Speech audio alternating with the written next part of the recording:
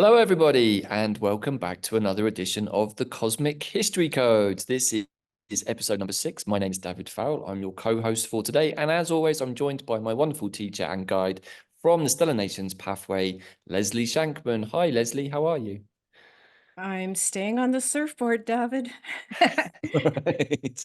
Yeah, it's been some pretty big surf recently out there. And as me and Bella were talking about on our Quantum Compass show that just came out as well, the surf is big, but it's also, I think, very, very interesting. And we're now doing the next installment of our Cazimi Crazy series that we've been doing here on the Cosmic History Codes since earlier in the year. And at this point, Leslie, I think we're coming also to the end of something and the beginning of something, but the end of something that you flagged up some time back, which was this incredible 40-day journey we've been on since the total solar eclipse to the upcoming Jupiter Cazimi. Now, today we're filming a few days ahead of that, and yesterday we had the Uranus Cazimi, which actually seemed to fly under the radar, I felt, for a lot of people, but I thought it was super powerful. I felt really good all day and still very much in that energy. So I know that we have a lot to talk about today. We've been tracking the process and progress, we can say, of Solana, El Sol, the sun, and what he's been up to. And he's been pretty busy recently, as the recent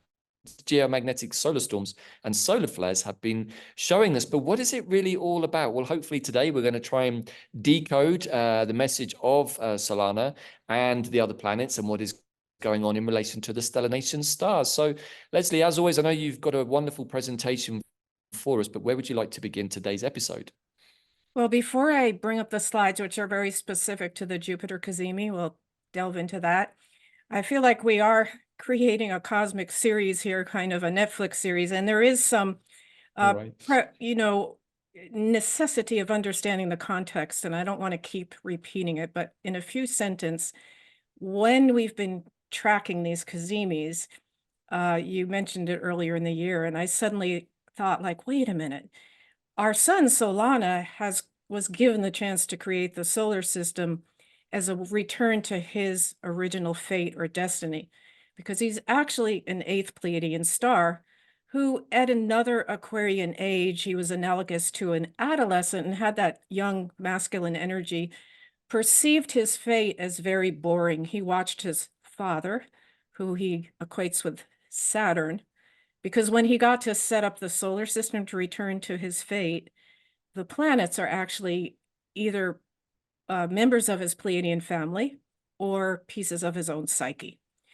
So that's kind of the way we've been looking at things. And he perceived his fate as very boring. Oh, he just stands there. I don't want to be a box. So in that teenage roiling, he left his fate. Now he's understanding after all these amazing millennia that to orchestrate all these energies is not boring. And in fact, really, the truth of what his father was saying to him, what he was being trained in, is he was to be a gear of evolution, to be a reliable kind of channel for all the movement of the creativity of constant creation, really, which is what we're really, as we move into a fifth dimensional perspective, that's what we're really realizing. Wait a minute, we're in the moment and creation's coming to us and we flourish out.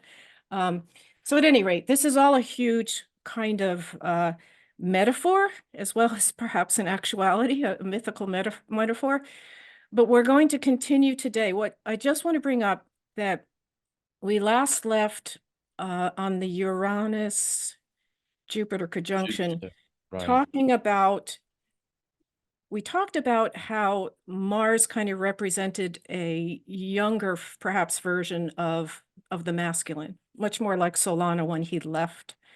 And Saturn represents the adult yang quality. And we talked about the maturation of the masculine, and we compared Saturn. Saturn was in Pisces then, and he actually sat, Mars and Saturn sat together in one of our last shows. And the stars were very instructive. It's like a father-son conversation. And they were looking at one of the Phoenix stars, which was saying, oh, yes, you're in a very deep, dark tunnel, but there is light ahead. You know, it really bespeaks the death and rebirth process, which is this is all about, because we started with the Pluto Cazimi. It was just right away the death and rebirth process. We're finding the rebirth. And that's very much what we're going to see in Jupiter today with that Cazimi. But yeah, so Saturn is actually still holding that star of the Phoenix. There was a light at the end. And he's also holding another star they talked about then, which is of huge initiation, of being able to pierce the darkness with your light and literally get out of the sarcophagus because your consciousness can pierce the dark. So Saturn's the dutiful father holding that. Now Mars has been running through a lot of his inner psyche in Pisces. He's now out in Aries. This will all play in today's show, but I just wanted to give a little background that we're really chasing or looking at this huge metaphor that's only going to be continued. So what are the pieces these planets are representing? Actually, it's all inside of us too. Every star is inside of us. In this whole supposition, one last thing for context is every star is a sentient being. It's a point of consciousness. It's a cell in our larger light bodies. We have aspects of our soul living on different stars, learning and living and evolving on those stars. And they're concurrently streaming down their information to us, especially since 2007, because our sun used to be just the sole orchestrator of letting in all the stellar rays as they came along. They conjunct the sun, they would go into the solar system and hit us, let's say, on our Jupiter or our Mars. But ever since 2007, as we've come deeper into the photon belt, all that light is coming in. We are learning we need to learn how to make that coherent and understand that we're part of this bigger consciousness. So I think that's enough as a background. So we're going to go from there. Just to add to something you said there, Leslie, which I feel is possibly one of the most important keywords we can have in our awareness right now, is coherency. And what I love about stellar nations, also in conjunction with the minds, time, stuff that I do with Bella, but also with astrology in general, is everything, when you start to give it the undue attention and focus that it deserves, it becomes more coherent and we start to go inwards. And, you know, when you're talking about the journey of the sun, I also think that's the journey of humanity. It's like, as we witness the collapsing of the old paradigm or the matrix, in many ways, that's like mum and dad. They gave us the structure and the system. It's like, well, it's not perfect and you have to do what we say, but we're giving you something that makes sense until you can work out how to do it yourself. And I kind of think that that's a more genteel way of looking at the collapse of the old paradigm in the matrix and saying, thank you very much for everything that you gave us. Yes, it wasn't designed to serve us per se, but it did kind of work and it gave us a point of reference. But now that we've grown up and we're getting to our 18th birthday, a bit like Solano, who I really identify with in his youthfulness, to be honest, I kind of sense that we're being given that opportunity at the fractal level to be coherent within ourselves here on planet Earth, with our sun, with our galactic center, all of those things. It feels like we're coming into this kind of, we could say like another harmonic convergence almost, I feel. It is. I was calling it adulting in the other shows. Solana's adulting as we come into a newest Aquarian age. I mean, I get a kick out of that word. Younger people use it. I have younger kids, 30s. Younger people. Right. I'm older. So, yeah, adulting, but we're adulting too, just like you said. But I would say that our first age of real maturation is 28. Beginning. And then really after our Uranus return is full adulting, which is interesting because we just had Uranus and Jupiter come together. Or another one I like is the 50-52 year mark, which is the Chiron return, but it's also your kind of first Zolkin, your 52 years. And it's like, I understand now that as you enter that 52nd year, you've done your Chiron return 2 years previously, generally speaking. And it's like, that's your final initiation into being like, not just an adult, but maybe an elder or a mature person or someone who's got some level of worldly experience and can make better informed decisions. And I like that idea. It's like the Chiron return is almost like your final initiation test. It's like, have you learned everything or are you still carrying some of that BS from before? Have you still got some of that wounding that needs looking at? And this is where the Stellar Nations pathway gives us the opportunity to not just look into this life, but also from our previous soul experiences, because we are still carrying all of those codes, as you said many times. We're existing multidimensionally in multiple locations all at once, and we can experience any of those by putting our attention to them. And that's what the stellar nations codes and the stars give us, I think. So I love what you say when you kind of say that all of the stars have consciousness and that they have their own sentience. And my wonderful teacher, Davyd Leslie, who taught me magic, he said, Davyd, everything has consciousness and can be communicated with. Some things are a little more responsive than others, of course, but everything has an intelligence that can be communicated with. Don't ever forget that. And I think that's really important as we move forward for our sense of the oneness. Okay, and just remember, though, particularly in talking to your stars, the stars, you're literally talking to yourself. Right, exactly. That's what I love about it. It's like the coherency is there. It's like, hey, I'm having a conversation with myself and I'm learning about Right. myself through learning about the stars. I think that's so beautiful. Right. So, okay, let's just dive in because as usual, there's so many messages here. So I've tried to hone it down and we'll go along with the This is where I get to take a back seat, get out the popcorn. No subversives at the moment. Yeah. I'm still in healing mode, but otherwise I probably would. And I get to enjoy the movie that Leslie's put together for us. Okay, just a second. I'll get it up. Oh, sorry, that wasn't on slideshow. I love this image. I think it's so very symbolic of the moment that we're in. And it feels very much to me like Well, that. it is. We could stop now. We could leave this image on the screen and say, okay, just look at this for an hour and get it. Right. No more words, because in essence, this is really even what Saturn and Mars were talking about. You know, Saturn was saying, son, it's really hard now. We're in a deep darkness. There is a light in the tunnel. There is rebirth. That's what the cosmic laws and the divine has told us, versus feeling that there's not. And, you know, we are very much at a choice point now, and that'll become more clear as we talk about the stars. But this image does kind of hold it all.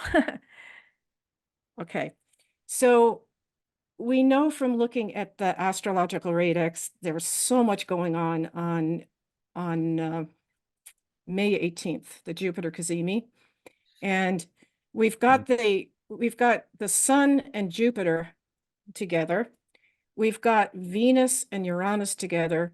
We've got the North Node and Mars together. And then very interestingly, opposite Jupiter and the Sun is Pallas Athene. Now, we're not going to look at this totally astrologically because we're going to look at the messages of the stars, which tell a story. And the way I'd like to approach this, I kind of highlighted the grouping. This is, if you got an Antares code, this is what it would look like. It would be the Sun and the different stellar. Never go anywhere without my Antares code, Leslie. Yeah.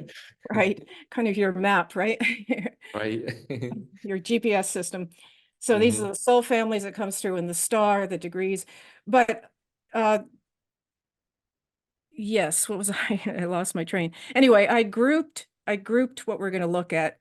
And I actually want to start with Mars on the North Node, because I feel like this sets a tone. It's part of the underlying message. And it also offers a continuity, because on the eclipse, the moon was on the North Node. And one of the same stars has been consistently on the North Node, and then whatever meets it. So we had the moon in the North Node on the eclipse, April 8th, which is also a Chiron Cazimi. On the Jupiter-Uranus conjunction, we had Mercury on the North Node. Now we have Mars on the North Node. So the North Node being that whole idea of, oh, where are we going to? Destiny. What is the light at the end of the tunnel? Let's look at the stars for that, right? Because there's a certain consistency here. And I feel like that's a little bit of the underlying message. And then we are going to look at Pallas Athene at the end. It's really important. Today we're looking at really deep, we're looking at brilliant light, and we're looking at some of the shadows that have to be dissolved for that light to come into its full radiance. Okay, so as I said, we're going to start with a North Node in Mars, and I'm just going to do that with some slides. So we have this coming through the radix for us on that day, meaning on this globe. So this is what's coming into our collective unconscious as humanity. Alderman is a whale star at 1310 of Aries. It's right at kind of the edge of the ethereal ocean of light. The ethereal ocean of light is a sea of light in the galaxy that has stars from the 5th to the 7th dimension largely, and their light sets off such a beautiful tone. And it's a place that's much closer to the divine mind. And you tend to have the whales, the Pegasus, and the dolphin parts of ourselves in the ethereal ocean. So what this star represents is this is where us as cosmic humans can start to connect to the ethereal ocean of light. We're suddenly getting the idea of, oh, there's a meaning to this celestial heavenly scene. And as far as the coming ascension, Alderman is actually a gate to step into this plane of existence. And our allies are very much the parts of ourselves that are the whales, the dolphins, and the Pegasus. And the next star is Alpheratz, and it actually has the Pegasus, the dolphins, and the whales coming through it on the Jupiter Cazimi day and around then.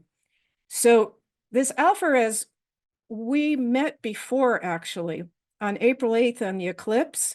It was, as I said, part of the moon in the North Node, and then it was part of Mercury in the North Node on April 20th, Jupiter Uranus. Now, what is Alpheratz? It's basically, this represents it as a Pegasus nation experience. Pegasus being the messengers part of ourselves who hears messages from the divine mind and is really tasked with taking those messages as living news into different environments and planting the seeds or the frequencies of it. So Alpheratz is actually a star that has 4 launching pads on it. And we went into this in more detail in another show. I won't do all the pads, but basically the Pegasus soul, we show up in the costuming that we need to for the world we're going to with the message. And we launch from one of those pads based on the dimension we're going to. Where are we delivering this message? To what frequency? You know, 3rd, 4th dimension, 5th, 6th, 7th, 8th, or to another Pegasus star. So let's think of this as a launching, because I think that's part of the message. We can launch. We are multidimensional. We can hear the divine mind. We can help each other. And actually, all of this happens in ourselves first. We can realize that we connect the pieces of ourselves inside that we think are so disparate, especially the different stellar pieces. And then when we do, we realize, oh my goodness, we're one contiguous light body. You know, our physical body is actually like a distillate of that we've incarnated. So Alpheratz also has the whales coming through it. And the stellar nations, it's part of the whole background story. But whales are awakened beings, and they're born and they arrive with an awakened consciousness. They've earned it. That's part of the background story. But from Alpheratz, a whale can launch with a divine message and go through the teleportation bridge that it needs to go to whatever dimension it's going to, but it doesn't decrease the vibrational level by moving itself into another dimension. It keeps its higher connection with the divine mind. That's part of the gift of what a whale is bringing down. It doesn't lose its memory or have a consciousness narrowing. And so whales as a part of ourselves, and literally in the ethereal ocean or in our ocean as beings, are here to complete their own destiny. They're very much on a pathway. They're metamorphosizing very close to completing their own destiny. They're here to teach us as humans how to experience mercy and redemption and how to take care of the planet. And the dolphins that come through Alpheratz singing in the waters of that star, they're reinforcing the message of stellar consciousness for all these, for the whale and the Pegasus who are going out on mission. They're singing the frequency in that these departing beings can keep. It's that frequency of helping us elevate our consciousness from the little human idea to an understanding that we're a much broader consciousness. We're well beyond our everyday consciousness. So this star helps us realize who we really are. Now, that's coming through the North Node, and I would argue with Mars here now. We said Mars was kind of the ego part of Solana's psyche and needed to mature a little bit. I'm feeling like his journey through Pisces and coming out now, there's this message of, well, I'm really getting it. I'm starting to adult into my truer purpose, which, oh, and there's one other star. It's an arthropod star. The arthropods just have a web that collects all the information of what's happening and sends to the creator. And there are certain stars that transfer that information. This is a star that's being used correctly in line with what the divine intention is. So that's really beautiful too. You know what, Leslie, just to add something to that, maybe some of our audience also felt this, but when Mars left Pisces and entered Aries, it was one of the most profound energetic shifts I felt for a while. And we were in the last few days of the blue night wave spell and about to move into the yellow warrior. So at first I perceived it was that, but on reflection, I'm like, no, but Mars in Pisces was such a strange experience, particularly having Mars in Scorpio, which is my zodiac sign. I feel Mars strongly, but to move into Aries, it was like, wonk, okay, down, out of a dreamy space. I've gone through my sort of almost dark night of the soul process. I met Daddy, dealt with my daddy problems, and I've met Poseidon over here, and he's taken me through the fog of illusion for a few days, and it was all a bit. And now I'm in Aries. I'm like back on home territory. And when Mars entered into Aries, the sense of like coming down into a more sort of 3D from the more sort of, we can say, 4D blue night energy of Pisces and Neptune was palpable. And I think that like what you just said was really resonated with me. It's like that Mars has now got a new sense of himself, having gone through that process, tidying up some of his messy bits in Pisces and saying, hey, now I feel like I have a new mission, but I want to pick up more information about myself so I can understand myself better, which is really Mars in Aries energy, I would say. Yeah, and I can tell you stellar-wise what was happening as Mars went through Pisces, he was meeting a series of Pegasus stars. So he was getting back in touch of that whole higher mind messenger self, having a mission, something to do. And right before he left at the last degree, when it was on Neptune, he touched into the Pegasus star Shiat, which is an incredible, it's where you go to get your assignment, right? Then he bursts into Aries and he comes out of the belly of the whale. So Bait and Kados is we're going to get into that. We've seen it in the past. It was out in the eclipse. It's all over the place still on different planets. It's on Chiron today, the 18th. It's so coming out of Bait and Kados, which is like a galactic redemption center, a chamber of mirrors, a chance to have a time out and say, hey, I want to return. Mars was born. I mean, he came out of the star at the tail of the Cetus constellation, right at the beginning of Aries. So there was sort of a very symbolic, like, whoa, maybe there's a choice been made here, right? Towards all this that he's been looking at consciously. Right. And also that 29th degree of Pisces, as I think was shared in the quantum compass, the Sabian symbol was or is a butterfly emerging from a chrysalis. And Yeah. I think, I mean, of course, 29 degrees of Pisces is pretty much the end. So you'd hope there might be a butterfly emerging from all of those 359 other degrees, right? But I still think it was a beautiful kind of image to take forwards with that Mars journey through Pisces. And Oh, I it feel like is. very much with us still. I feel his energy of like, hey, let's get going. There's something exciting is Right. waiting to happen here. Well, literally, Diptha is the rebirth of the fallen angel from the belly of Bait and Kados, the belly of the Cetus, and it's the rebirth into the light body of the whale. And the whale is totally realized and compassionate, but still a little bit metamorphosizing on its way back. Right. So yes, it's an amazing thing to think that Mars kind of came through that.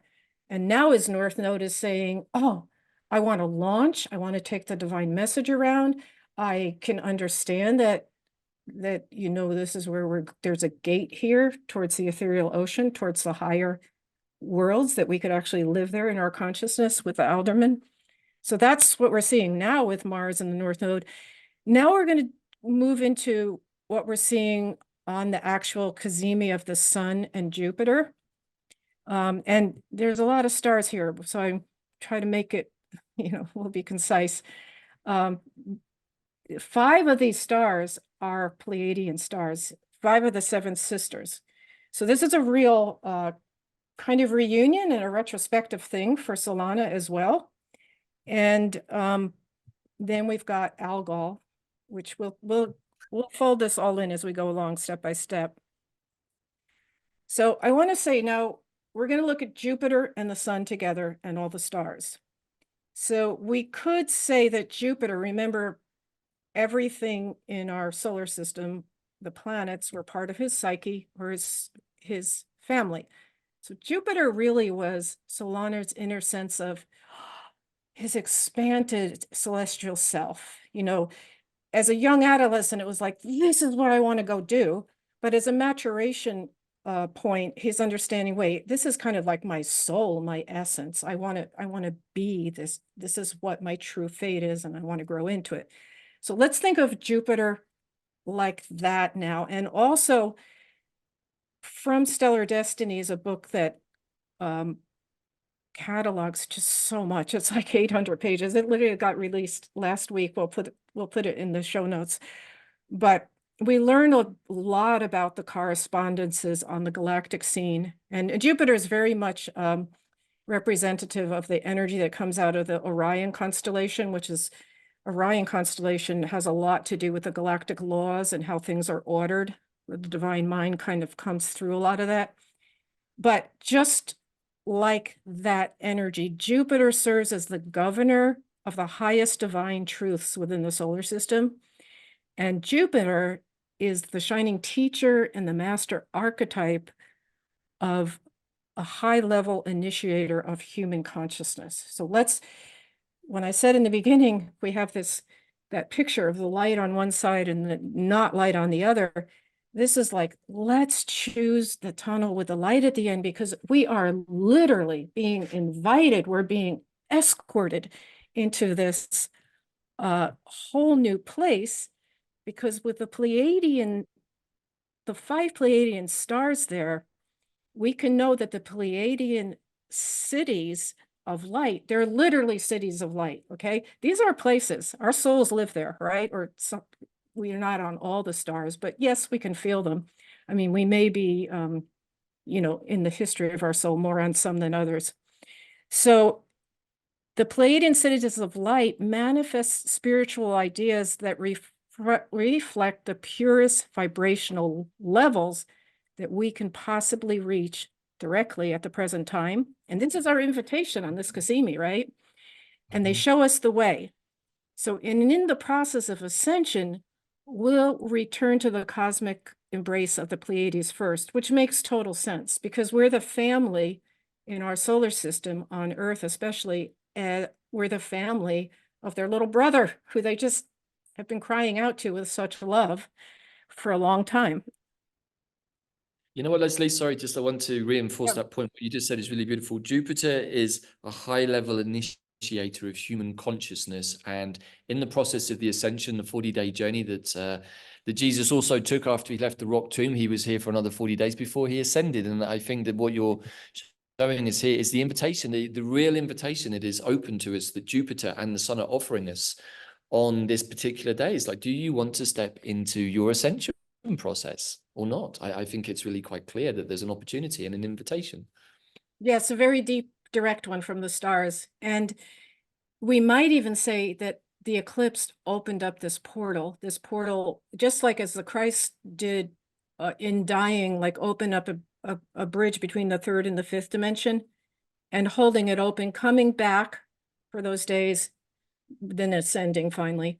But actually, we learned that through a book called Calling You, where the Holy Family and the Christ consciousness in the year of the Bears, 2012, showed Bayononico the whole trajectory of the development of Christ consciousness from Lemurian times to the present, and development of Christ consciousness in this solar system.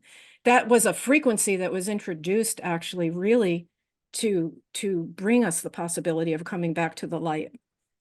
Right, beautiful. And it's really blossoming now. I mean, it's a frequency planted, through different souls. But with the Christ coming through the Jesus incarnation, it was really planted in very specific ways. And it's been sort of humming along as we've gone through such darkness. We've been in the dark of the photon belt. But as we've entered the photon belt, all those frequency seeds planted in our heart and elsewhere are really starting to blossom. But the neat thing about this is to realize, when you use the word coherency before, there is a definite energetic pattern for all this. We just need to, we are that, and we just kind of need to recognize it and embody it, and move into it. We don't have to invent it. It's more like accepting our fate as being those gears of evolution. Oh, let it come through us. Let the divine or the divine mind express. That's what it wants to do. And we're the agents of that. Well, coherency comes through the fractality, I think, Leslie. Once we perceive that we are part of a natural organic fractal system, and we stop trying to resist against that, and we allow ourselves to go back into the flow, then we're just part of that synchronistic flow of events that just seems to keep adding and adding. And this is, as you all know, some of the wonderful work of Jose Arguelles is it doesn't matter where you come into his work from in the Mayan system, it's always coherent, it's always making sense, it always fills the fractal picture, which isn't necessarily true of the Gregorian system. So I feel like this is a big invitation to step back into our organic, natural selves, and in doing so, remember our true selves. So, I mean, this is what everybody signed up for, I think, right? This is why we're all here. Definitely. We just have to we're getting the little reminders and the direct invitations now. Right. And I will just say this briefly, what I highlighted here, it's that we can understand that with the Pleiadian stars, we have to understand they went through a choreography of deep descent. So especially the Pleiadians are very much representing the feminine and the goddess, the seven sisters. And so they're archetypes for the feminine, we really haven't had, but they are also archetypes of the deep descent of the feminine in different ways. And that was during the dark night, and they eventually reached a turning point, started upwards seeking the light, and finally lifted themselves to complete this. They're cities of light now. They have their own seeds of spiritual wisdom. That's why with this invitation, now it's like, oh my gosh, there is so much we can receive. So as they conclude here, we can be aware that the confessions of these stars are great living examples for us. They carry the certainty that it's possible to be freed from any shadow quality and ascend into the light. That's our promise. So I'm not going to do justice like this book does to these 5 stars, but let's get an idea. What are we being invited into? Right. Now, the first one, Alcyone actually is the great central sun. It has never left the light of the photon belt, so it doesn't have that same journey. And that is there for us steadily. And what we've got is, I'm just going to go really quickly. There's a lot of words here, many more words and much more depth in the book. But Alcyone literally has a central sanctuary where the what do you call it? Of life. Oh, the flower of life. Yeah, I'm blanking. There's a seed, there's the fruit. This is the flower. I'm sorry. Anyway, that's on the floor. And if you enter the sanctuary here, there's 4 different communities. They all work in concert. There's no sense of hierarchy. This is a 5th dimensional reality, even 5th, 6th.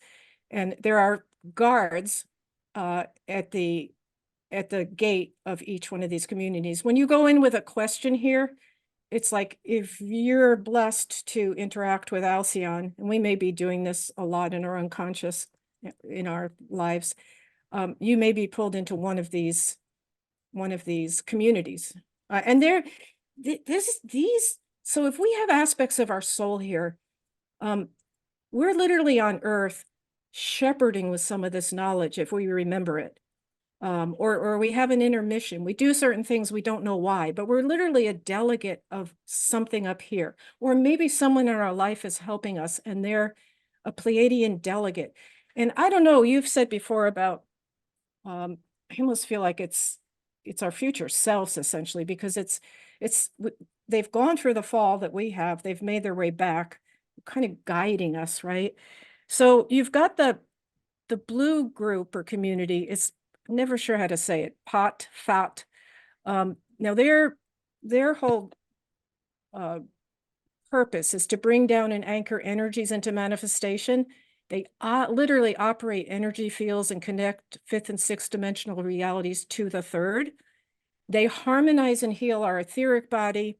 Our etheric body is our blueprint, which holds the codes of our life plan in a holographic form. And the thought group works all the time with Syrian energy, with a Sirius, because Syrian is all about bringing things into manifestation. So then we've got the red or the Mott community, and the beings here control the eternal battle of light and shadow, and they help us distinguish between shadow light, between illusion reality. They know, these parts of ourselves know all the black and white magical powers, and we, I can't see it, they help us make the choice for light over the shadow. And they also have, there's a whole sense, the great felines come through here too. Sword of Justice is a part of Alcyone from the Mac group. And they help us apply the sword of justice. And that's the bigger sense of not revenge on the little level, but what is the right, cosmic karmic balances? When do you apply the sword of justice? And they also help, so they help with decision making and that kind of things. And they help with fears and also with the whole birth process. They're very much in relationship to our physical body, whereas the thought group is more in relation to our etheric body. Now, on the yellow, that is the, can you read that? Is that the Ra? It's my... It's the Ra community, yeah, yes. it's being hidden by something. So this is like where a complete Akashic library of the solar system and other fifth and sixth dimensional history records are held. And when we've got the seventh dimensional in Antares, there's just different ways of holding information. Seventh dimensional is held in sound. I think this is more like pictures, morphogenic fields. So it literally is holding these records in holographic discs of light.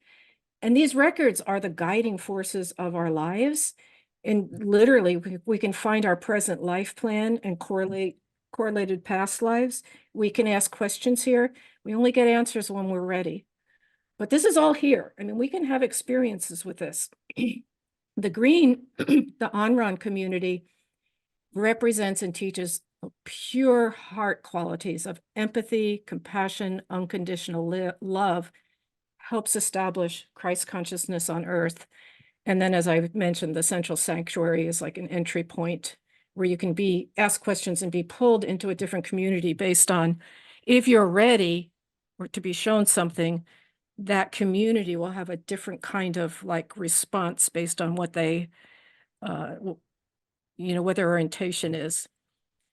I'm sorry, This I'm going. is a very important star for the Mayans too, as me and Bella were learning in the Mayan Time and Magic course, that Alcyone is another sun in the Mayan system that you can align to. So it's kind of, I think it's an important part of our future, Leslie, somehow, our connection to Alcyone as we become more aligned with the cosmos in general within ourselves, but also here on planet Earth. I feel like Alcyone is going to come more into our collective awareness for a variety of reasons that maybe are not completely obvious yet. Yeah, because I think in this whole idea of the cosmic rearrangement, the galactic rearrangement that Bayonako say we're really poised for, yeah, we're coming into a different relationship with Alcyone, I believe. And just to show you that human life cycles on Earth are guided by these communities, I mean, these are energies that work with us. So from 0 to 7 years, we've got the Mat community, the red community.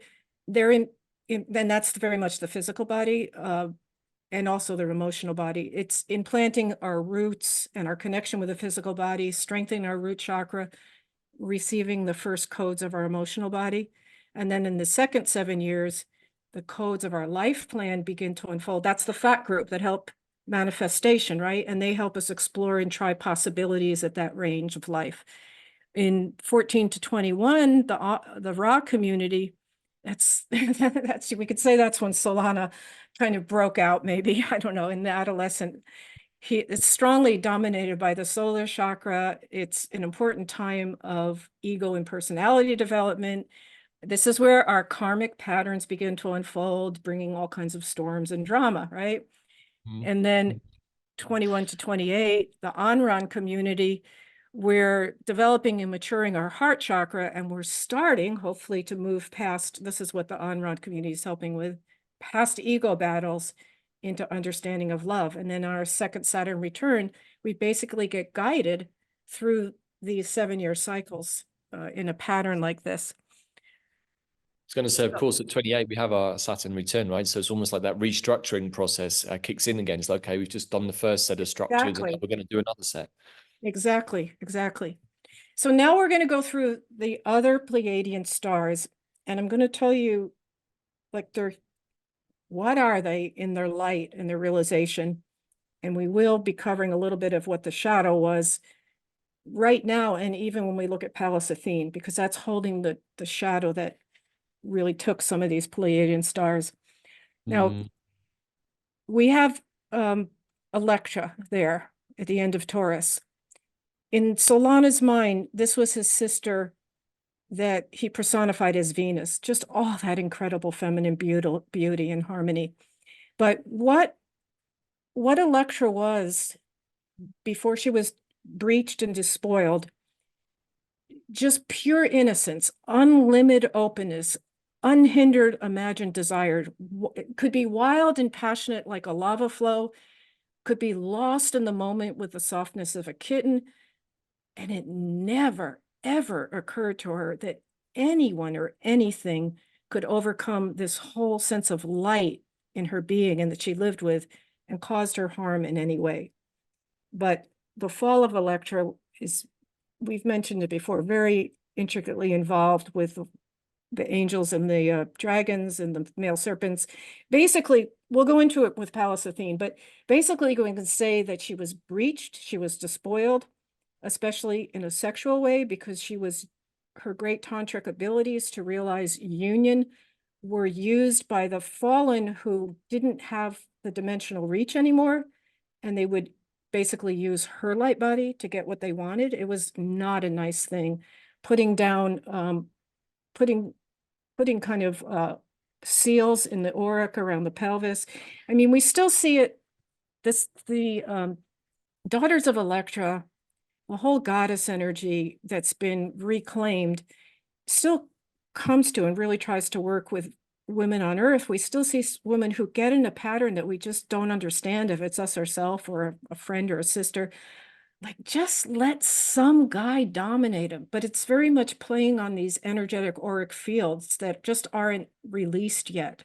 So it's good to have consciousness of it. And the whole symbol sign for Electra in her return and her beauty, I'm sorry, is it's the lotus flower. Is the lotus, because the lotus grows out of the worst of the mud. It's anchored in mud, right? But out of that mud comes this opening beauty. And that's what we need to understand. Okay, going on to Taygeta. Taygeta at the end of Taurus is a great angel star of sees the roots of everything, such deep healers. But there is a backstory. These are angels that had to be given Taygeta as a new mission, actually by Alcyone. They were hurt very deeply as guardian angels at one point. So hurt so much as guardians that they didn't have the confidence to be guardians, and they were repurposed as the deep healers because they could see into the roots of everything as guardians. And they did wonderfully until the deep, dark night.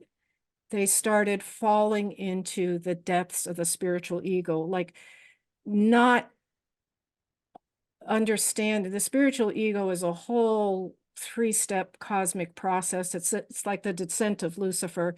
When you just start feeling like your power is bigger, superior, they started getting, it's like actually what happened is their latent wound of being guardian angels came out in some form, and they needed to feel superior, and they started not being kind, essentially, to the people they were treating. They like being impatient. Why are you not understanding what we're telling you, you know, and trying to do things for them.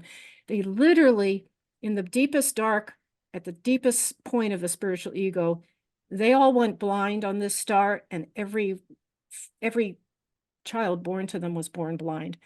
They needed a lot of resuscitation from a lot of galactic help, including Alcyone, and they're back.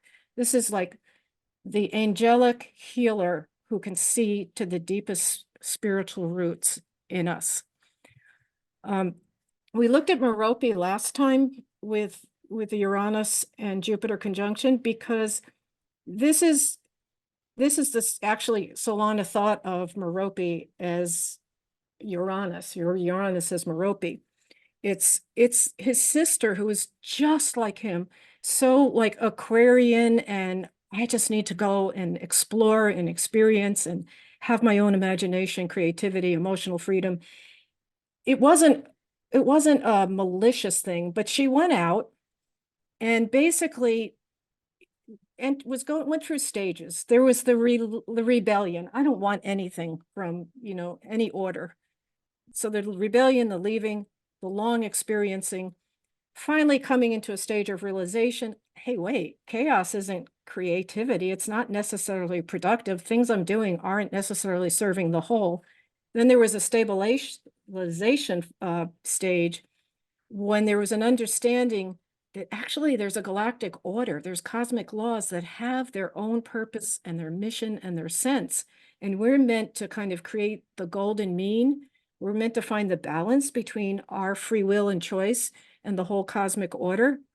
And actually, Merope is so beautiful. The star didn't exist, but Alcyone created the star when they matured and were ready to have a home.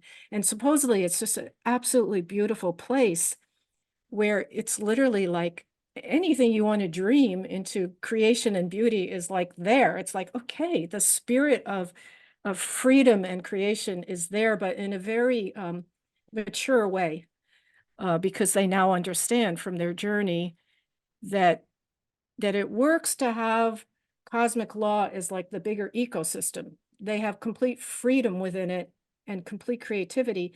And it's a win-win for their own selves, and it's a win-win for everybody. They're not hurting anything because they're operating within the principles of cosmic law, which are basically, most broadly, divine love, divine law, divine mercy, and divine will. But there's a lot of other cosmic laws. So then we've got the star Maya at the end of Taurus. And this is a dolphin star, and the dolphins are very close to the divine mind. Their songs, their voices emit the frequencies of love. They sing the songs of love, which is not an emotion, but it's a frequency quality of all the galaxy. Of the divine is just holding everything in love. But Maya is recognizing, it's singing the voice of the healing of life. It's basically saying, we know that there's profound wounds that happen in life, because interestingly, Maya goes through the dark night only about 240 years, whereas we on Earth go through 11,000 years. The Mayan aspect of our being while in the dark night has the ability to watch the wounding that happens from the dark. And they're like taking copious notes. They're in it. They're seeing how it feels, but they have enough objectivity to take the copious notes and start saying, oh, wait, this is the frequency of the wound. Here's a frequency that would heal it.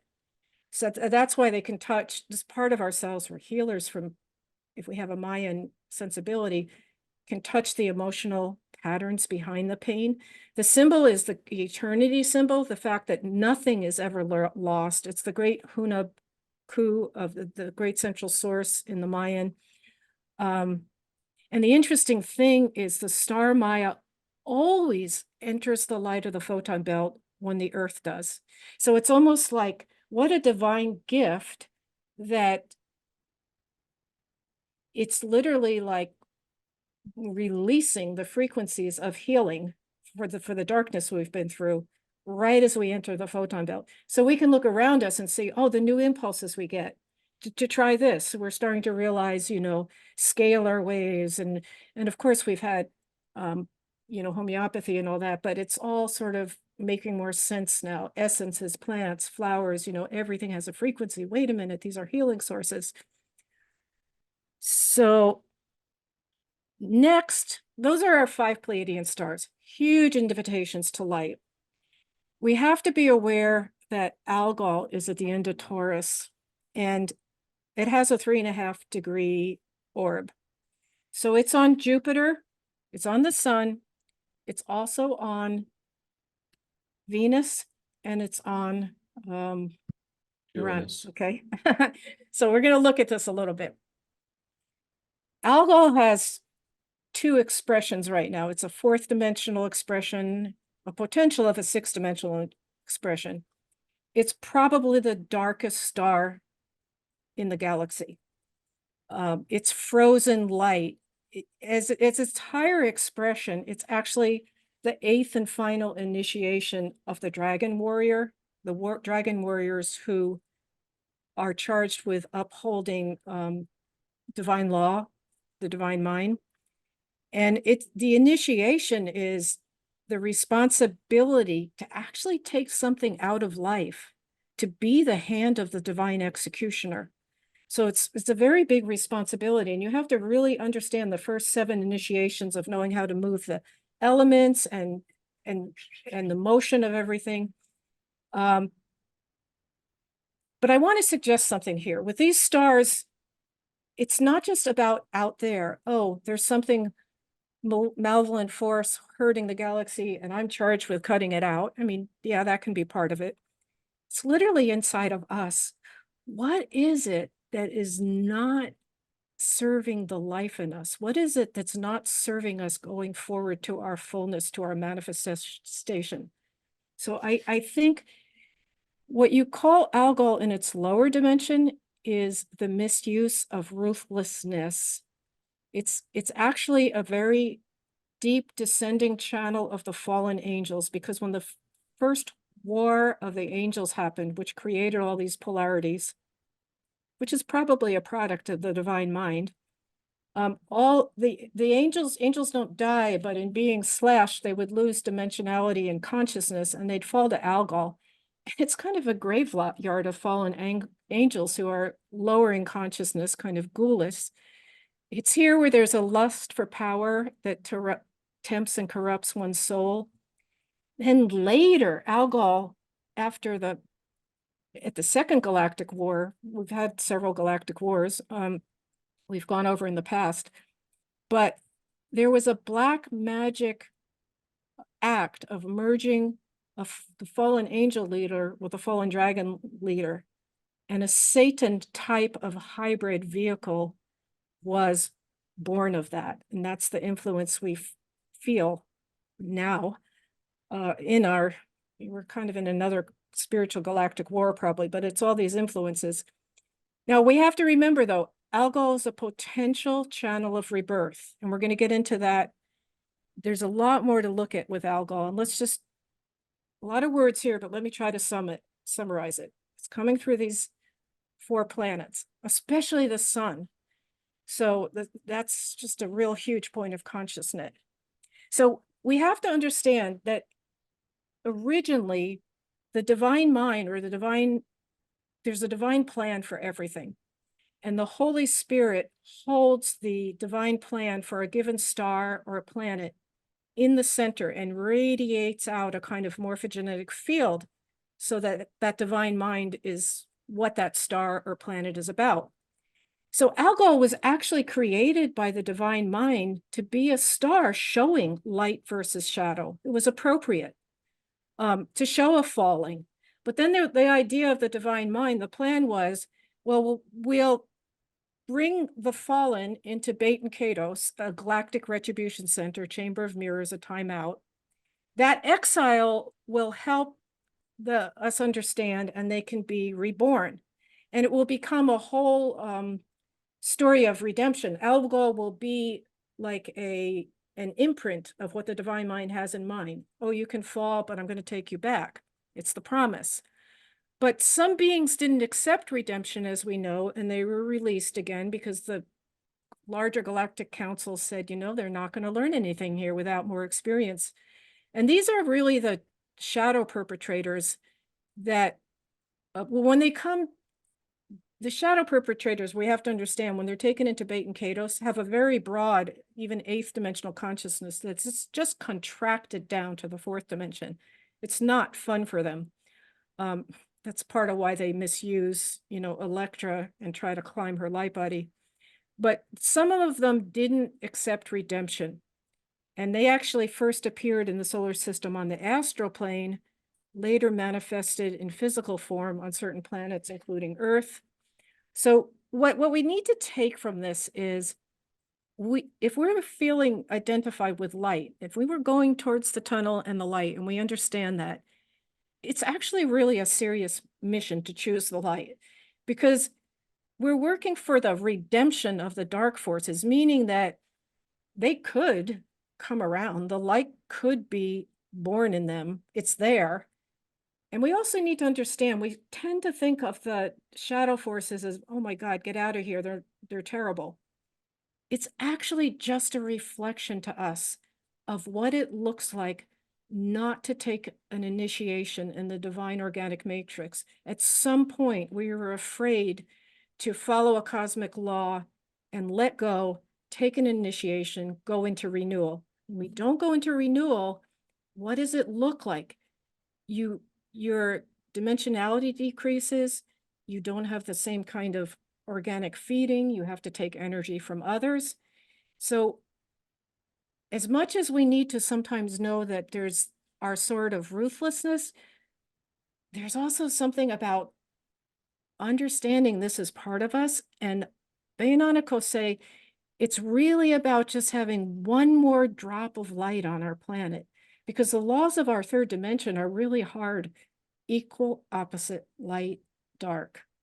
Do something really light, dark arises, vice versa. So we need to lean into the light. But the thing we need to understand is the tension on the inner core of Algol is so extreme now with the nearing of the ascension, because, and the ascension isn't only an earthly process. It's not even just a solar system process. It's an extensive galactic retuning, which is going to affect multiple great cycles of life. But let's go to the next one to finish on Algol. If we have to understand that, because it's not just the light of the stars coming to us, what we do, especially on the density of the 3rd dimension, feeds back.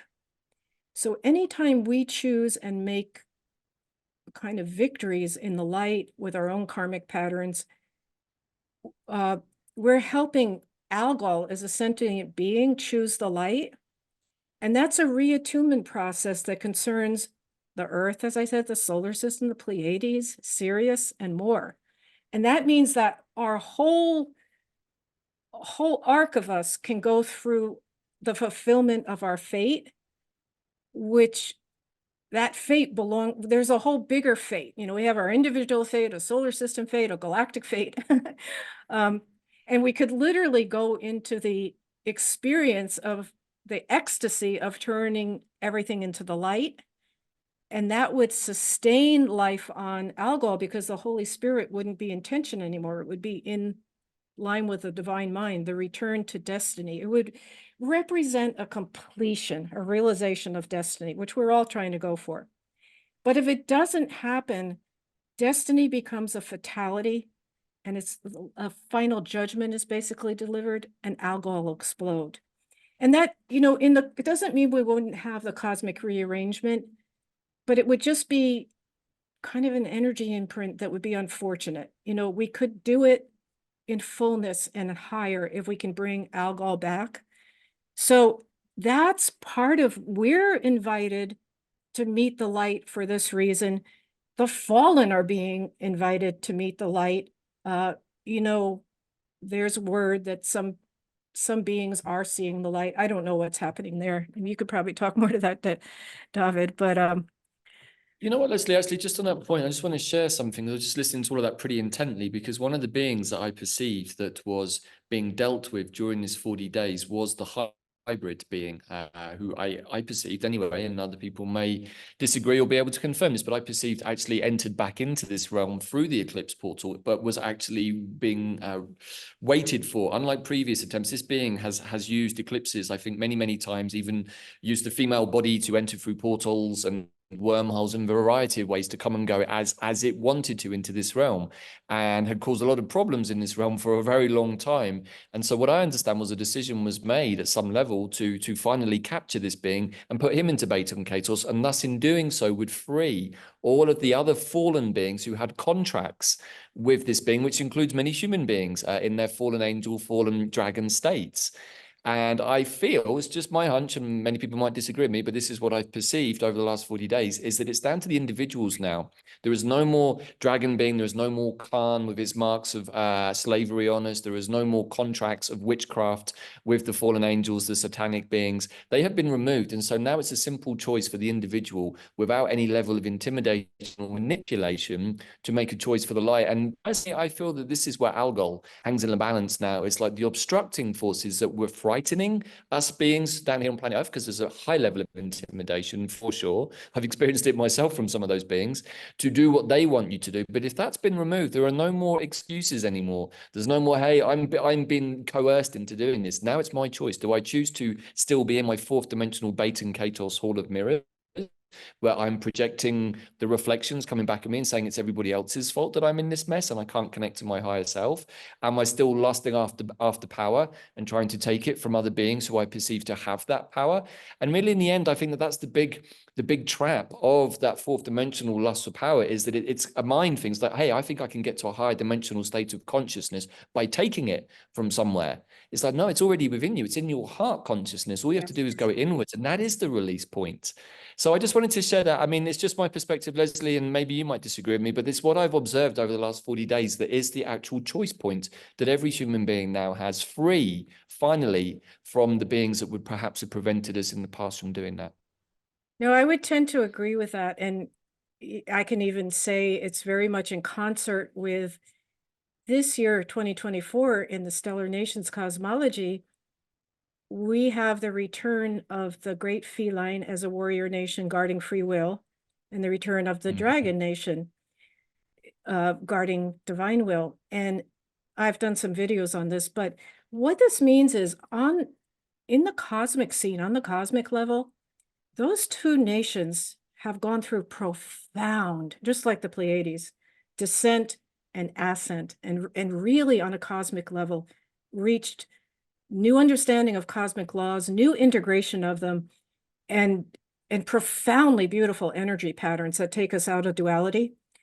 And they've been coming in, impressing on our consciousness. That's another thing that's happening. And it is literally what you said. It's the way of the higher warrior, not to be against one another or other things, but about your own, if you will. The sparring that happens is used to grow your own self, and what happens is that brings you into the center, because you're not going back and forth trying to fight something else.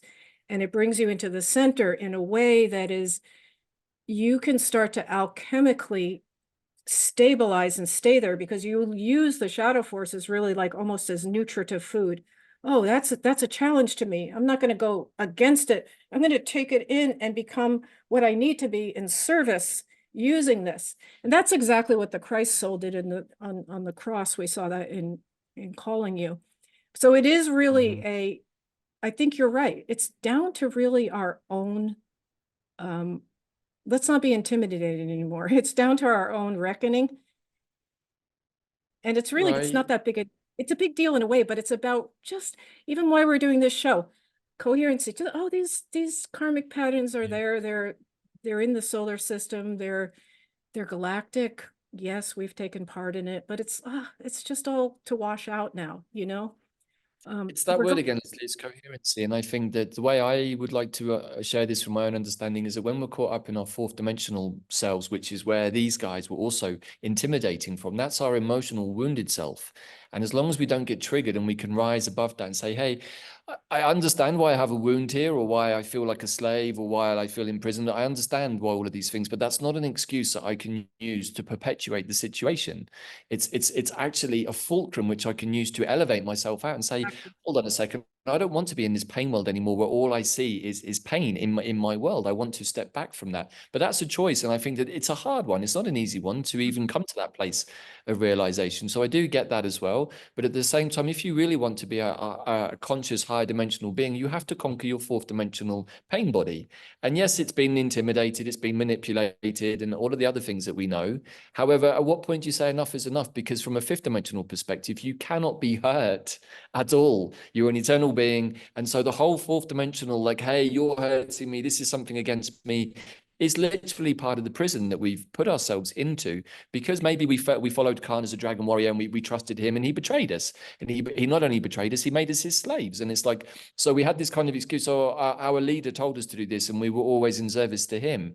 It's like, well, that may have been true, and that's okay. That's part of the story, but you no longer have to be in that place. In fact, that's not sovereignty. So we can understand the story without necessarily being attached to it as a reason for things still to be going on. And I think that is a really, really important part of what this Jupiter Cazimi, I believe, is offering us. No, you're exactly right. And that's exactly the new pattern that the dragons are bringing in. I feel it. The whole release of this con, or if you followed con because you thought you were supposed to, and that's kind of innocent. It was a command. But I want to say, interesting, when you talk about the emotions, that is one of the mastery of the dragons, to master the emotions, and which is basically the water element and the flow of how we let things happen. I came to a realization when I was doing the video on our warrior codes, embodying them. I was like, emotions are, so that's motion, but it has an E on it. It's kind of bogged down a little. And I remembered back from Stellar Destinies, it talks about the constitution for the human that's held on Betelgeuse, for the human coming to Earth. And there's a whole long set of things we agreed to, whether we don't know it consciously, maybe. But it really emphasized that we are sensate beings. We are given the gift of the senses, and that is to interact with all this creation, the smell, the taste, the touch. But I started realizing, oh, wait a minute. I think we've been equating emotions with sensation and sensate, because we've lost that whole body sense. We've lost this contact with the earth, with the elements. And I think that's part of the pathway, for us back as individuals. It's a little further elucidated in another video, but yeah, I do agree with you on that fourth dimensional pain body that's emotional. And it's really not real. It's holding very deep, real wounds, but they're just not real anymore in the present. There's simply patterns that for some reason you think you have to hold on to. Well, part of And us we have a bad habit. We don't understand that the divine mind said, I will take you back. All you need to do is let go of that stuff. We're still caught in, once we get beyond projecting that it's everyone else's fault and we take responsibility, then we go into penance cycles. Oh, I'm not good enough, or I'm a victim of it. And we run those for many lifetimes. We cannot go through the ascension without clearing all that, because it is simply not, it doesn't resonate with the fifth dimensional flow. it doesn't at all. And as somebody who spent a fair amount of time in the fifth dimension, particularly recently post-accident and having to deal with, as I showed on the interview I did with Louise, for those people who saw that, about some of the effects of the dragon stamp and Khan's mark, I had to go to a deep place, even had to go into hospital to find that out and have it removed. But at the same time, there was a desire from my inner self to say, whatever needs to be cleaned up, cleared up, removed, dealt with, exposed, I want it to come up. I want it with all of my being to see it so that I can release it. And it's heartfelt. And it came up immediately. Once that kind of final piece had dropped in for me, there's still something you've missed, Davyd. There's something that you cannot see. And there was no way I could have seen it. It was embedded in my foot. I couldn't have seen it. And yet in the moment that it was seen, it made sense of everything. So what I want to share is that as long as you stay on point, stay on mission to yourself, to your destiny, everything will get revealed in the moment that it needs to. But you have to be brave sometimes, and you have to have courage. But you also have to remember from your eagle's perch perspective that you are a multidimensional being, and not everything is the emotional body of the fourth dimension. In fact, that's only one narrow band where we feel pain. The rest of it is quite different. And so from that perspective, I would like to invite people to think about that and say, or even to meditate on it and say, how can I, rise like the eagle to the perch and observe myself behaving in situations? It's one of the tools that I've used for many years working with the mugwort plant. Actually, she's very good at separating your consciousness out so you can observe yourself reacting to situations and saying, well, why am I reacting like that? It's not affecting the other person over there in the same way. So why am I reacting in that way? And then it becomes a sort of a self-fulfilling prophecy that every time you react to something, let me just meditate on that for a while and see why that happened. And eventually it becomes easier. And so the forgiveness also comes, because otherwise you could end up in that other cycle of, oh my God, I'm such a bad being. I did this No, in that's what Egypt. I'm And saying I about did the it. penance. Yeah. Yeah. Right. And that's also not helpful. It's another hamster wheel that it can take a long time to get off of. Right. And, all of these things, they're all important evolutionary cycles. They're not to be judged as good or bad. And as the Dark has often pointed out, even recently, a video that came into my awareness, the Dark's like, it's all well and good choosing love, but if you're not choosing the right kind of love, if you're choosing that overly smothering kind of love that actually has fear underneath all of it, you're still making the wrong choice. And you need us as the Dark to be the catalyst for you to switch into unconditional love. So even the Dark understands the game and its role in the game, right? So Dark and light, they're always working hand in hand. And I think that that's also an important thing to perceive. It's not like dark over there, reject. Otherwise, we end up running the risk of rejecting some part of ourself that's in the dark. And that's also not part No, of it's becoming just not whole going to again. work. It's It's a not going to tricky work. game. Exactly. Yeah. But everything you just said too about the emotional body, remember we have the star Maya working with us. It's right Right. because that's what it is. It's the healing. It's the singing the frequency of the healing of life. Yes. I Life love is that. always healed, so Yeah. that the bigger cosmic truth is the emotional body is a temporary passing. It's a learning stage. Yeah. So the other thing that happens on Venus and Uranus is the star Zorak. It's on the male serpent pathway, and it's just a point at which the male serpent had gained so much knowledge about, the male serpent's really about understanding, and the orbs of knowledge is about how to bring things into manifestation, how to harmonize them, and how to complete that cycle. It's a beautiful thing, but male serpents get really tripped up with learning that and feel very superior and start to want to use it as a domination over misuse of knowledge. There is something called the descent into the spiritual ego. It's a 3-step celestial process, actually. It's the fall of Lucifer modeled. It is the deepest, darkest hole that if you get into it, you're into for usually several lifetimes. It's a long pathway back. So Zorak is sort of here as a memory, let's say, on Venus and Uranus, right? I'm not saying they're on it. Sometimes the stars don't mean we're like, oh my God, I'm stuck in the spiritual ego. You're standing there almost like you say as a witness. Oh, look at this. This is what can happen. I know I don't, this is why I want to choose the light. The other nice thing on Uranus and Venus, which is helpful actually, is a Pegasus star, Sagan. And Sagan is the ability to understand that time, there's no such thing as time really, but on the third dimensions, it's a very structured context. It doesn't exist that way in other dimensions. And we are realizing that, especially with all these stars coming in, we're in the middle of a hologram, like you said, simultaneous thing happening. We can pull out different timelines. So Sagan is really about understanding that. It's about the ability as the Pegasus messenger to travel through all these different portals, literally kind of go to a timeline, say that maybe you need to help you now in this timeline and say, oh, I'm going to take that information back here. We need to plan it because it will help. Or go to the past and go, oh my gosh, that was really where we went off the rail. So let me kind of just see that and, not bring it forward. So Sagan is a very kind of trippy, fun Pegasus star, but I think it's like a little tool here for Venus and Uranus. I think it speaks really well, actually. And when we see the Venus Cazimi, it's going to be beautiful what she comes out to. That's in June. So I think really, I don't think this holding Algol and Zurich on these stars, I don't think is like, oh no, we're doomed. Let's not take the message like that. Let's just understand there's a light at the end of the tunnel. So now we're back to what I wanted to do is lastly is just look at the Pallas Athene. Yeah. So we'll run through that. Now, of course, it's so amazing at Pallas Athene.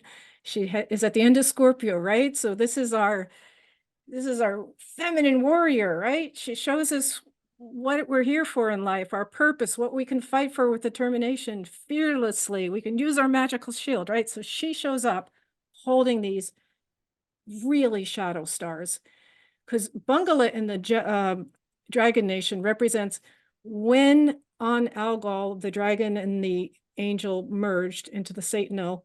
It was a hybrid creature that was just bursting with kind of a physical sexuality. I mean, they didn't really have places to put all their dimensionality. So it came out through a sexuality, and they went to Bungala to have a home base to cast out tantric nets to like capture the daughters of Electra so they could use them to travel through since they couldn't anymore. So it's very not nice and mean.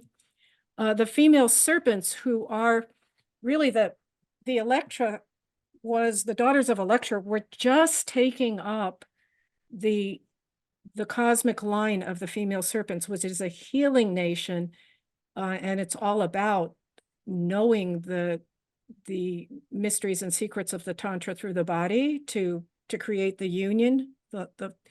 Because the female serpent really understands the true wound is thinking you're separate. You're not. You know, and Tantra also has its application, and even Lemurian times were more tantric. You could feel you were part of the tree. You knew you were one with everything. But here, there's this two very fallen stars on the female serpents, because in response over time, after the female serpents were so defiled, and we also have, we talked about it in past shows, the great felines as the feminine were defiled, betrayed, pushed out of the galaxy. That's when our galaxy tilted young. Anyway, finally, the female serpents had enough. Deshuba actually is like the equal and opposite. Well, let me go through. I actually have made slides for these. So isn't it funny, Leslie, that it's the anaretic degree of Scorpio has that one of the most troublesome stars in the whole of the Antares. Yeah. And I forgot I had slide for these, but here we have our beautiful innocent Electra, literally, just glommed onto. Unfortunately, the beauty of the angel and the compelling power of the dragon was what Electra saw. In all her innocence, she's like, oh my goodness, the divine is delivering this to me for my tantric lessons. That was part of her innocence, which is all the more harder. But underneath, they were really quite misshapen creatures. They were just using, what they knew from having been quite high beings at one point. They still had some of those magical understandings. So here's Deshuba. It's just entered into Sagittarius, but this is literally the feminine counterpoint to Bungala. It's like, you're going to do this to us, we're going to do this to you. We're going to freeze you. We're going to make you impotent. We're going to make you small. It's the feminine wiles to just desecrate the masculine. I feel myself withering here already, Leslie. You're what? I feel myself withering into my seat. Is Okay. like, ow, I don't think I want to be on the wrong end of that. Yeah. Then the other Alpha Camellia, I don't know how to say it, but you'll see the chameleon is in there. It's Latin of chameleon. Chameleontis? Yeah, a very complicated history. Won't go into all of it, but it is the feminine that puts on the chameleon face, that pretends to be something else to win over and then kind of charges. But this star is a whole kind of fall into projection for the female serpent too, because the female serpent were duped by the male serpents at one point and caused Chiron to trample the bears, trample basically the heart of creation. And that's kind of, and then that was played out, this whole wound between the feminine and the Christ soul was played out, especially on Earth through the Vatican and everything. So, it's hard that Christ impulse has nothing to do with the church, but so many people, especially feminine, are wounded by it. And for for a very long time in this Camellia star, there was a very deep projection out against just kind of hatred also for the bears and the heart qualities. So it was a really wounded, ugly place to be. But the realization has come over time. You project enough, you finally start to see. But we are seeing the deepest of the shadows here. You know what, Leslie, forgive me if I'm jumping the gun here, but it's like what we're seeing here is the projection of those emotional woundings from the opposite side of the zodiac, from the 29 degrees of Scorpio and around that is potentially, I guess, the unlocking of the algol situation also. It's like, how much of this wounding from the past are you still caught up in? Are you still projecting from? I mean, and it's not to say that some of it's not righteous or wasn't justified at certain points, but in the end, it's not actually beneficial to your evolution. And I think that that's the big key that humanity as a collective needs to get on board with. It's like, yeah, well, bad things have happened, and I've moved through that, and I now understand it's part of a much bigger narrative that has been part of my own evolutionary story. And rather than be angry about it, you say, you know what, everybody, thank you. Thank you for being an amazing part of this movie that we've all got to participate in. And there always has to be bad guys and always has to be good guys. And these are some of the bad guys, and this is what they did to us. Yeah, but we're actually moving out of that paradigm. No, it's good you're bringing this up, you're making the correlations. But now I can also go, you can always refer back. There's tools. Oh, I have the sword of Matt that helps me determine what justice is in the true sense, not my ego sense of justice, but what wants to happen here for karmic balancing. Maybe it means I step out, actually, because usually divine justice, is going to take care of it. It actually is the end point, that we're not in charge of the retribution. Because cosmic laws will balance it. So anyway, you're exactly right, though, that we're seeing the interplay of the deepest shadows with the biggest invitation to light. But let's take this as the invitation to not be scared of these shadows, to, just like you said, understand them, let them be washed by the light. Let us understand, oh my God, it's not even just a personal thing. This is a whole galactic process that we've gone through as a larger consciousness. And there's a purpose.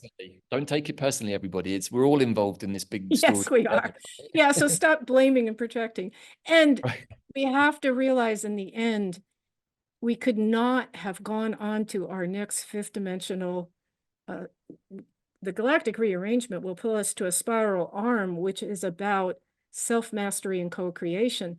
But had we not had an understanding of consequence of when we have spirit and matter so intimately mixed, I mean, that's what our whole galactic spiral has been all these millennia, about learning to balance the polarities. Cause and effect, karma in action. It's what happens, you said, when you bring spirit down into matter. There is this one action creates a reaction, and so somehow inadvertently, I think we got ourselves into a particular spiral because we weren't really educated enough in this particular process. Whereas now we can't say that. It's like, no, we understand the dynamics of the container of the game. So we called it a simulation sometimes. I understand the rules now of the simulation of the game, or whatever it is that we're in, this cuboid of the universe, as somebody called it recently. I'm like, hey, so it's okay. We're always, I think even me and you talked about this, we're always in the game somehow. It's just, which game are we playing now? And it's like, get over the fact that it's part of the creative mind of great spirit. And this is something that he's given us the opportunity to participate in. And so enjoy it. But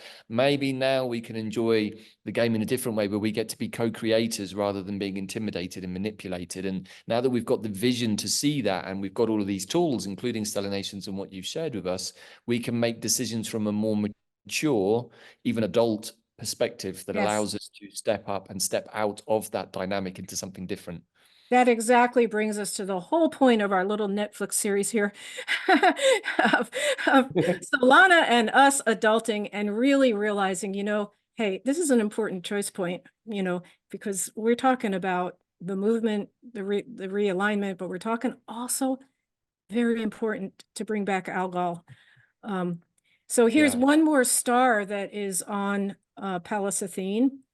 And this star was introduced in the year of the bears and has a lot to do with the Chiron wounding and all that happened with the male and female serpents. But basically what this means, what happened when Jesus came in as the Christ soul, he actually was able at that point, well, he was introducing a new frequency. The idea, the frequency was that there's a special place, let's call it the temple, but it's the fifth dimension. There's another way to hold your consciousness, and you can move to that.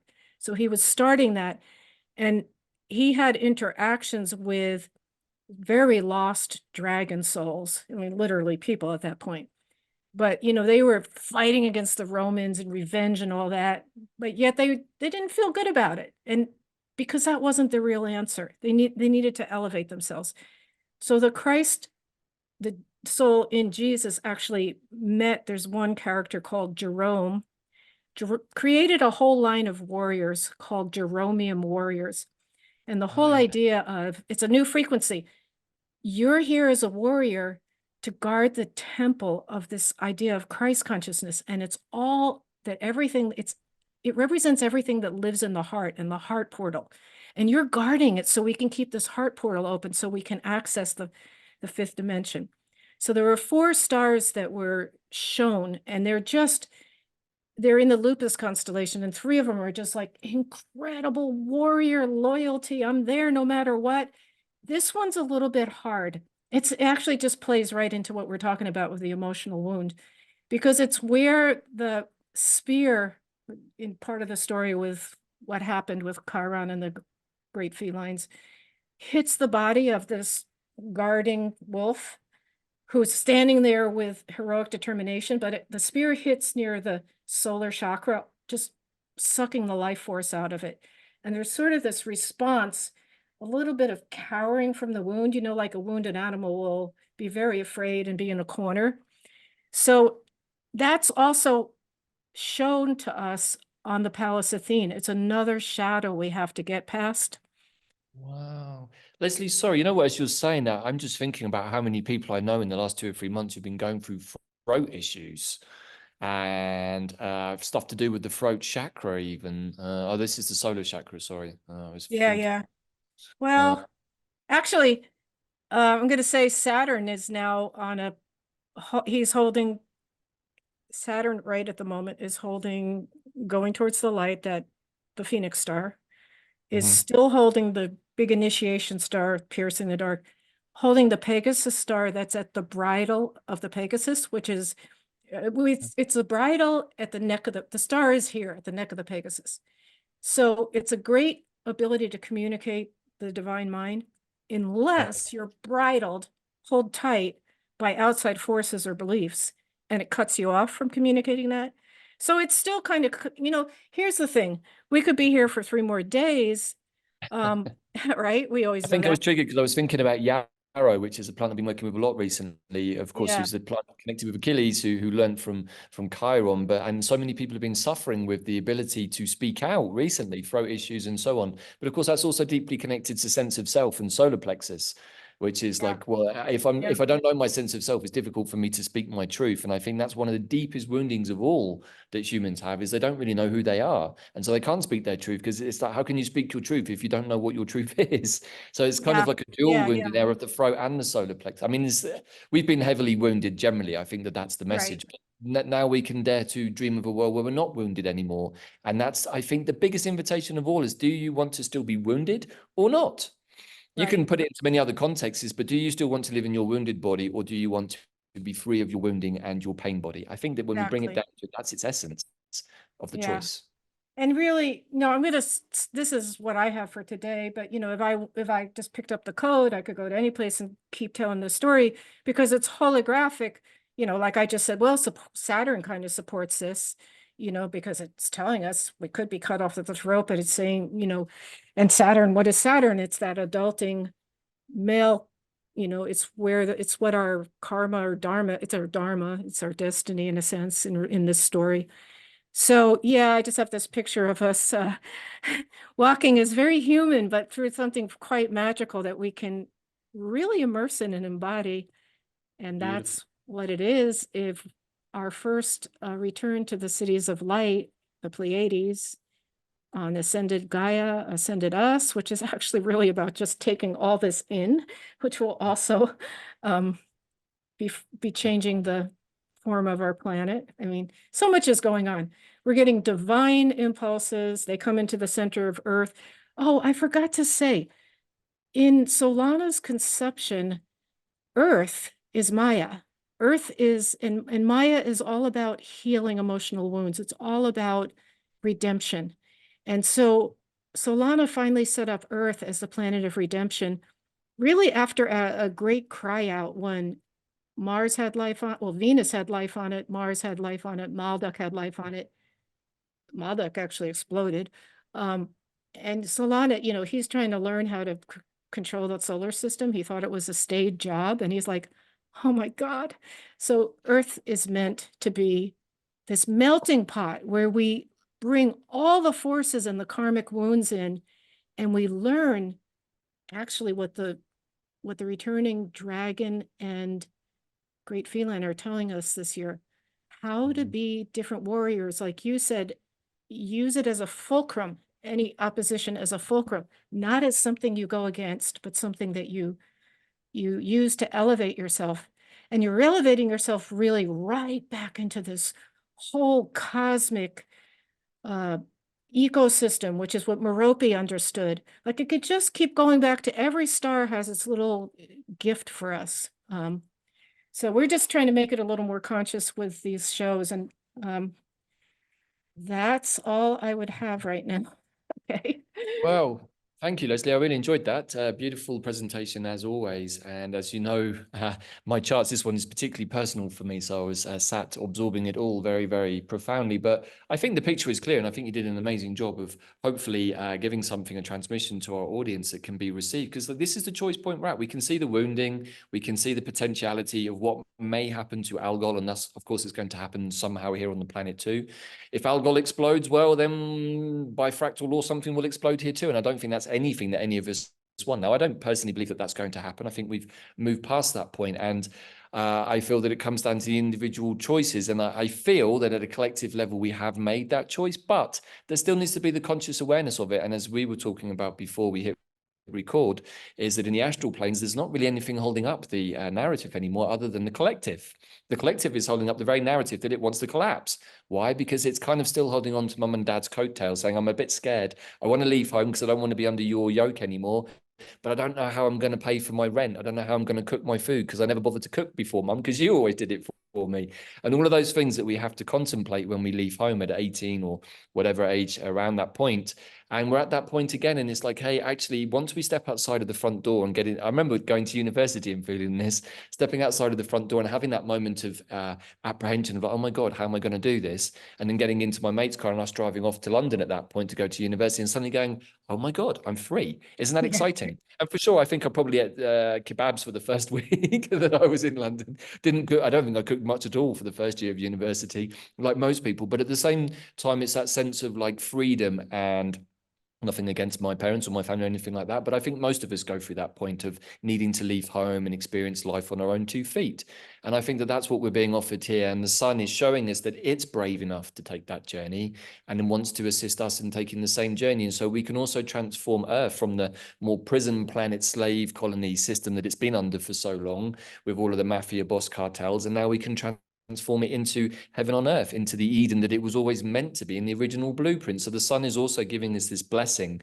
And I think what's really beautiful on the full moon is that we have this kind of Venusian kiss, we can say, on Jupiter at that 29th degree, which is like a, hey, did you get this yet? This is the blessing from the Venus energy of the heart, of the abundance, of creativity in Taurus with Jupiter. It's like, we couldn't make it any better for you guys. All you need to do is acknowledge, I think, release the wounding and say, I no longer wish to be a part of that frequency. And that's it. And then make conscious decisions every moment thereafter where something comes up that could take you back into that frequency. I no longer subscribe to that idea. I'm going to take a different approach. And it's a conscious decision, and it does require a bit of effort, but after a while it becomes natural. But we also, like, So I just took off on my thoughts of going to university. I misused Sorry, I'm my sure everyone did when I freedoms. said that. I misused my freedom so radically in the first 6 months, very, very wounding to myself. So what I'm trying to say is, oh, well, that's a good example of Merope. I was like, oh man, but what we're walking a thin line, and we do need, what I like about this cosmology is we just get the constant like reminders, literally from ourselves, if we're starting to know our code. But we're getting the reminders of what the cosmic operation principles are. That's the other thing. We need to get out of a planetary consciousness. We're literally in an incredibly intelligent cosmos. There's all kinds of things that are relational, like you would call the fractal lines. And yeah, and I'm just going to put a plug in for Stellar Destinies, which was released last Please week. do. Yeah, absolutely. Because that really, it's just such a good read. And Yeah. it's just our cosmic history, and it really illuminates all this. You can just nest in that understanding and then go from there if you want to start learning your Antares codes or something. Anyway, that's all I have today. I think we said it all. We really have to do it. We do. I think that that's the message. And first of all, thank you, Leslie, for the presentation. Thank you, everybody, for listening. Secondly, congratulations again on the re-edit of Stellar Destinies. Absolutely recommend everybody to have a look at that. But also, if you're watching this show and wondering how to get into Stellar Nations, please do check out, first of all, the original volumes 1 and 2 on the Stellar families. Please also think about getting your Antares code. And we also now have a special offer, Leslie, on QPW for the next 10 days until we Starting get on to the the 18th. Right. yeah, starting on the Uranus Cazimi yesterday and running up to the full moon, we have a special 20% offer on anything on QPW, which includes the Stellar Nations pathway. So this is a great time to jump in. Also, just to flag up something that me and Bella have been putting together recently, which is going to be launched on the 17th of May in conjunction with the Cazimi the following day, which is a navigation guide to quantum consciousness and atlas for New Earth, which really brings in lots of the different teachings that we've been working with that are in our own lineages, particularly the Mayan lineages, but also with the plants a little bit, and also with Stellar Nations, to create a kind of a 13-part book, we can say, of transmissions that will allow people to understand how to work with this new energy that's coming through on this Cazimi. What we are rolling out now is really a pathway to what's coming next, and it's creative and it's fun and it's of the goddess and it's different and it's less focused on the healing. We want to move away from the realm of healing. Yes, that's still important if you still have things to release, but the more that you keep yourself looking for things to heal, the more you're staying in that frequency. Invite in totality of self, and you'll be surprised at what can be released, Leslie. And I think that that's what the sun is also offering us right now, is that incineration and transformation of the density that we may still be carrying on our field and want to lighten the load. And if you don't want to lighten load, that's okay. It's also a choice, right? There are other destinies in the universe that you can go and experience. And again, it's all experiential. So just wanted to flag those two things. Also, Bella's Mind, Time and Magic course is very much imbued with a lot of the energy of the stars and how to work with this. And of course, Maya is one of the stars in Stellar Nation. So there's lots of different ways to work with this, everybody. But Leslie, do you have a final comment for this Cazimi and the full moon before our next show, which I suspect is going to be the Venus Cazimi, but we Let's didn't do the decide Venus that yet. Cazimi, which is a nice message. No real final Right. comment, except if we can take this in and really realize this is about us, our internal self. These stars aren't out there, essentially, they're inside as well as out there. I don't know how it works, but it's all kind of magical. And I think it's time that we can move into that with some assurance and a smile. And yeah, with what you said about the astral field, ever since the eclipse, I've been experiencing, I feel like there's a part of me that's much more consciously involved on sort of an astral level in with other beings and light beings, and that we're doing things. I think a lot's happening when we sleep, or even just, it's even in my conscious mind. Sometimes I'll be doing something and I'll just sort of have like almost like a peripheral view of a timeline and something. And I don't need to grasp it. It's not like something, it's just about, I think we're expanding into kind of a totality somehow. But I think the nice thing to know is, I feel like on the astral level, there's sort of a light influence of those of us who are feeling like going towards it, that we're actually having the experience of doing things together in that realm. Yes. I completely agree, and I've had the same experience since the eclipse, and it's actually changed me a lot on my inner space. There's so much more light, there's so much more space than even before, and you know, it's not a space that was unfamiliar to me, but it feels different now. And like you, I also feel the amount of help is vast, but also I can perceive when there are jumps in the collective, because it's like suddenly more light appears, and I feel more beings have gone, oh my God, like what's this all about? And I've had 3 or 4 of those since the eclipse, and each time, and we've also had to cross a couple of bad moments, like the removal of certain mafia bosses, the fallen ones, somehow still causing some troubles. But now that they're gone, I feel that that was a big part of what our Stellar Nations ancestors and cousins and so forth wanted to assist us with, because we invited them in. It's like now there is space for you to fully release and to fully heal without fear of reprisals, which I think has been there before a lot in the past. And so we have a collective safe space in which to heal right now. And I think that's really beautiful. And I think that that is going to be part of the catalyzing energy that this particular Cazimi offers us, this full moon in Sagittarius offers us, and the Venus Cazimi. And so the energy is going to continue to roll out. We may have to watch some of the more difficult things around us collapse for a while, but in the end, it's also for our own good. And sometimes things that are challenging are actually the things that give us the most growth. And so I just want to share that too. There's nothing to be afraid of, anybody, whatever you may see happening on the TV. It's still part of the illusion that we're in, and some of it may be real, some of it may not be real. But unless it's directly affecting you, I wouldn't give it too much attention, to be honest. Deal with the things that are coming up for you in the moment that they come up, and that's it. Stay in the moment, stay in the now, as our good old friend Dandelion always says, because it's the only thing that truly exists. And the more that you come into the now, the more that you, weirdly, I don't know if you know this, notice this, Leslie, but the more that I've kind of relaxed into now, the more time I seem to have. I know, it's so ironic. I Isn't just it feel ironic? I seem to have like time to it's do been anything. 4 months since the eclipse. And Right. and just to, you just said this, but I will reiterate it. You know, we come on and we say, oh, the light and all this. Remember that what Venus or Electra got in trouble just by believing in the light only. I'm not saying to believe in the dark, but I'm saying if things happen in our third dimension, which they likely will, we just has to persevere and keep, we're like becoming agents of holding this portal open.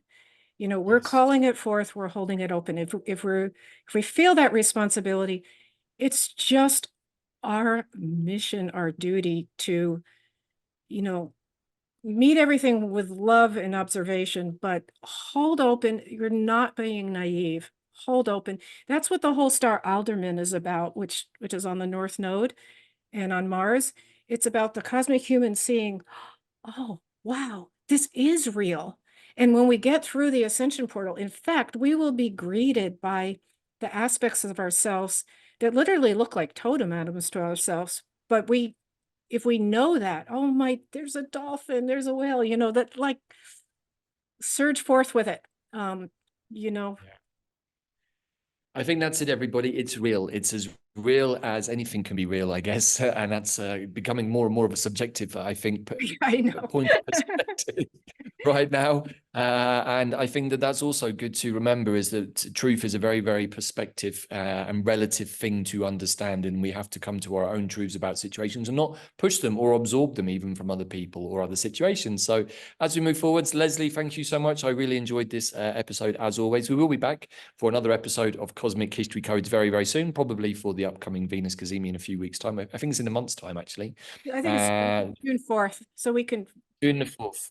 talk about So it we'll do about a week this before, before maybe. then. Please do check out Leslie's Stellar Nations channel on YouTube, where there's other videos. And I know that you have a website coming up soon. All of these links that are available right now will be put in the show notes, along with the special coupon code for the discount on QPW right now. Please do take this opportunity, everybody, to jump in. You know what? I mean, it's not as complicated as it looks. The Antares code is actually a lot easier to read than your natal birth chart. I do have to say that. So don't be afraid of what looks to be a complex piece. This is a beautiful cosmic story that, as Leslie said, is a holographic representation and can be entered at any point from any direction and is still going to be coherent. And we could be doing this show for another 20 years, Leslie, and be telling the same story, but in 20 different ways. It's And to it'll still your be last interesting. breath, Still be right? You can interact with your code to your last breath. And what I like about it, it's really you talking to yourself. So you Yes. talk about perspectives on truth. Well, you really need to come into what your own truth is. And I would say, just to, we're going to end this, but what you're talking about, the discount is at your invitation for your cosmology section. I did an audio visual travels through each chapter of the Stellar Nation. So it's a good Yes. supplement to the book, or if you're just someone who can't read, some people feel they're dyslexic and it's just hard. This offers that information in that format. So, and then It we have does. And discussions about it.